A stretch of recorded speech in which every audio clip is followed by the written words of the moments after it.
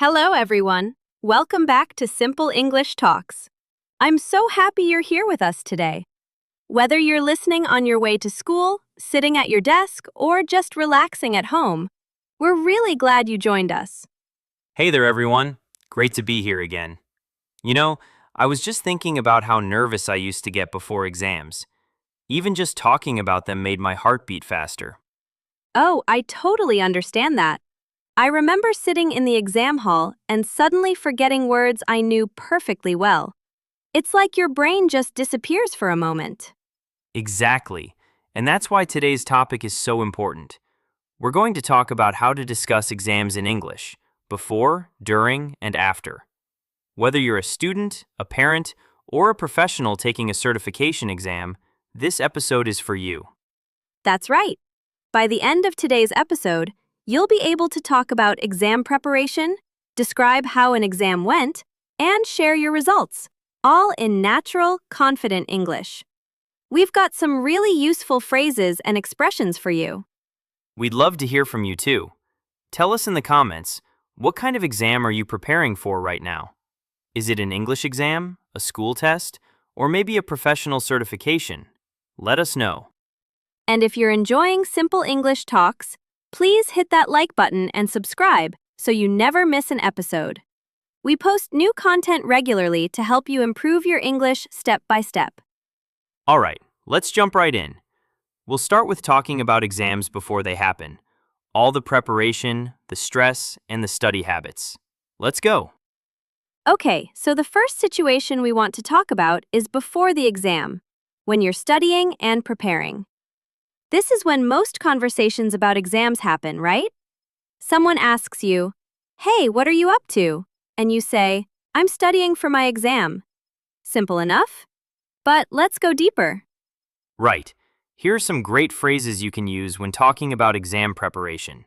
First, I'm studying for my English exam. Second, I've been revising all week. Third, I'm trying to get ready for the test.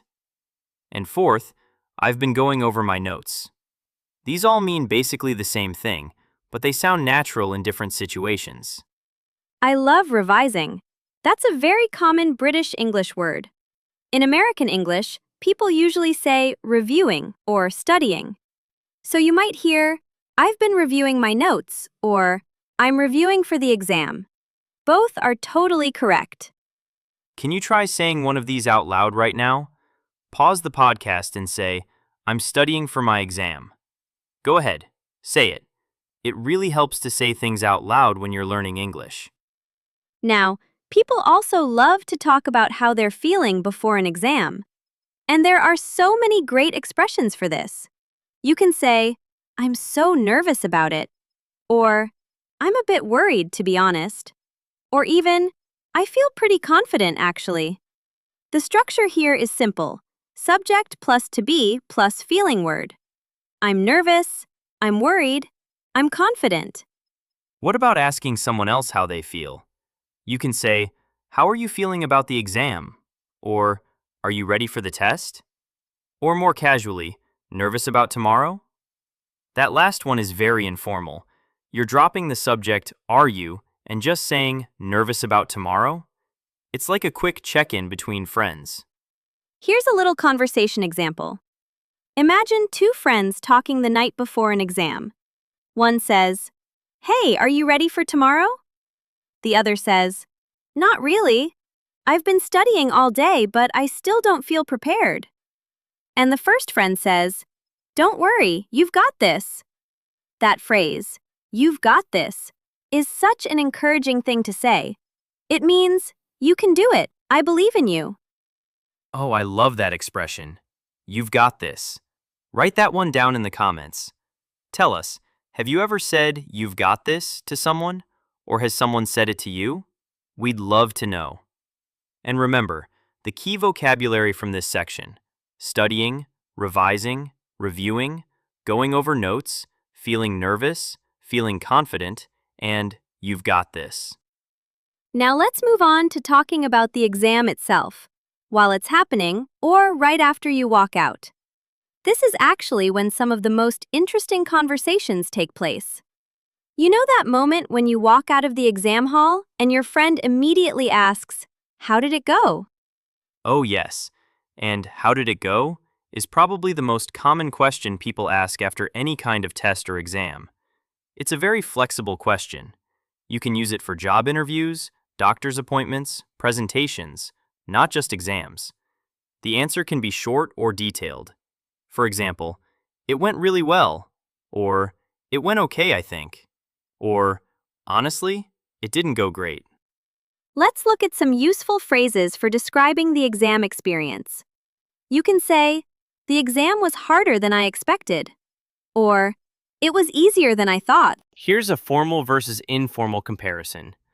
If you're telling a teacher or parent, you might say, "I found the exam quite challenging, particularly the writing section." But with a friend, you'd probably say, "Ugh, that test was so hard. I had no idea what to write." Same meaning, very different tone. Can you try both versions? Say the formal one first, then the casual one. Let's also talk about specific parts of an exam. You might hear, "The listening section was fine," or "I struggled with the grammar questions," or "The reading passage was really long." Struggled with is a great expression. It means something was difficult for you. I struggled with the vocabulary. I struggled with the time limit. Very natural. And what about when you're in the exam and something goes wrong? Like if you run out of time? Well, after the exam, you might say, "I ran out of time on the last section," or "I didn't finish the last question," or "I had to rush through the writing part." These are all very common experiences and very natural ways to describe them. Write in the comments, what part of exams do you find the most difficult? Is it the time pressure, the vocabulary, or something else? We really want to know. Okay, a quick review of this section. To talk about the exam experience, how did it go? It went well/okay/not great. Use comparison phrases like harder than expected or easier than I thought. Talk about specific parts, listening, speaking, reading, writing, and use struggled with for difficult parts. Great work, everyone. You're building up a really solid bank of exam vocabulary. Let's keep going. Next, we'll talk about results and what to say when you find out your score. All right, so the moment of truth. You get your results. This is exciting, nerve-wracking, and sometimes disappointing. But whatever happens, you need the language to talk about it. Let's start with good news. How do you tell someone you passed? Oh, there are so many fun ways to share good news about an exam. You can say, "I passed," simple and direct. Or, "I got a great score." Or, "I aced it." That means you did really, really well. Or more formally, "I received a high mark on the exam." And with friends, you might say, "I actually did really well. I can't believe it." And the opposite, if the news isn't so good. This is where people sometimes struggle with what to say in English. You can say, "I didn't pass this time." Notice, this time. That little phrase makes it sound more positive, like you'll try again. Or, "I didn't do as well as I hoped." Or, "I failed the exam." That's direct and honest.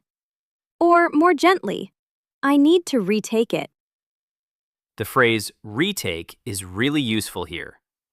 I have to retake the exam next month. It means to take the exam again. You can also say, "I'm going to resit the exam." That's British English. Both mean the same thing.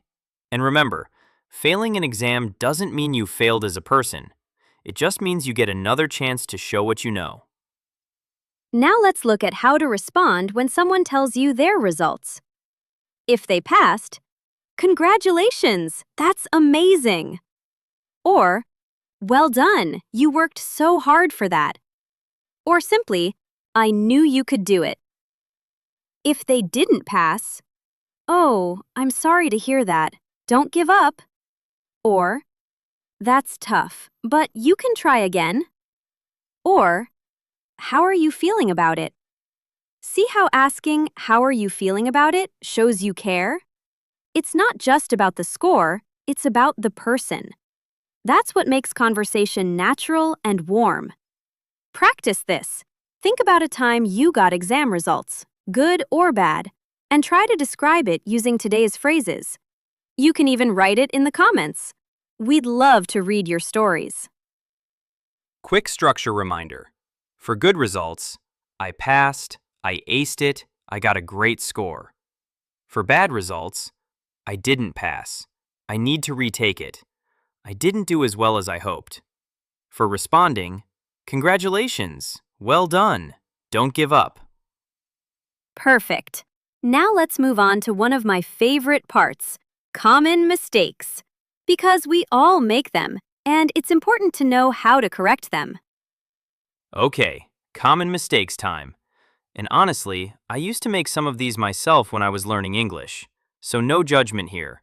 We're all in this together. Let's look at 4 common mistakes people make when talking about exams. Mistake number 1. Saying, I gave the exam, instead of, I took the exam. In some languages, the verb for taking an exam is similar to give. So this is a very natural mistake. But in English, the student takes the exam. The teacher gives the exam. So it's, I took my English exam yesterday. Not, I gave my English exam yesterday. That would mean you were the teacher. Mistake number 1. Saying, I gave the exam, instead of, I took the exam.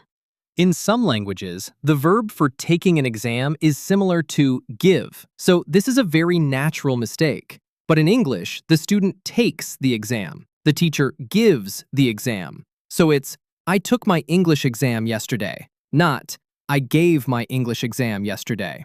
That would mean you were the teacher. That's such a classic one. Mistake number 2. Saying, I have passed the exam when the result just came in. If it happened recently and you're telling someone right now, it's usually more natural to say, I passed the exam. Simple past. The present perfect, I have passed, can sound a little unnatural in casual conversation. Simple is better. I passed. 2 words, clear and natural. Mistake number 3. Using make instead of do with exam. It's do an exam or take an exam, not make an exam. This confuses a lot of learners because make and do are tricky in English. Remember, do homework, do an exam, do a test. You can try this practice. Say out loud, I'm going to do my exam next week. Got it? Good. And mistake number 4. Saying, I am boring when you mean I am bored studying. The word boring describes something. This subject is boring. But bored describes how you feel. I'm bored. So, I'm so bored of studying. Not, I'm so boring of studying. It's a small difference, but it changes the meaning completely. These are all really common mistakes. And honestly, they're easy to fix once you know about them. Practice them right now. In the comments, can you write one correct sentence using take an exam, do an exam, or I passed? It's a great way to test yourself. And remember, making mistakes is how we learn. Every mistake brings you one step closer to fluency. Time for some practice. I love this part. I'm going to give you 2 sentences, and you choose the correct one. Ready? Let's go. Situation 1. You want to tell your friend you did well on the exam. Which is better? Option A. I gave the exam and it went great. Option B. I took the exam and it went really well. Pause and choose. The answer is option B. I took the exam and it went really well. Remember, students take exams, and it went really well is a natural flowing phrase. Option A has that verb mistake we just talked about. Situation 2. Your friend asks how you felt before the big test. Which sounds more natural? Option A. I was very nervous about the exam. Option B. I was very nervousness about the exam. Say them out loud. Which one feels right? Option A, of course. I was very nervous. Nervous is the adjective. Nervousness is the noun. You'd use that differently, like, my nervousness was hard to control. But in everyday speech, just say, I was nervous. Simple and clean. One more. Situation 3. Your results weren't great. Which is a kinder, more natural way to say it? Option A. I failed. Option B. I didn't do as well as I hoped, but I'm going to try again. Both are correct, but option B sounds warmer and more hopeful. Try creating your own version. How would you say it? Write it in the comments. Wonderful. And remember, there's no single perfect sentence. In real conversation, what matters most is that you communicate clearly and confidently. Don't wait until your English is perfect. Start speaking now. Wow, what an episode! I'm honestly so proud of everyone who made it to the end. Today we covered so much ground, and you now have the vocabulary to talk about exams in exams like a confident, natural speaker. Let's do a quick recap of the 3 main areas we covered. First, we talked about exam preparation. Phrases like, I'm studying, I've been revising, I'm feeling nervous, and you've got this. Second, we talked about the exam experience. How did it go? It went well. I struggled with. And comparison phrases.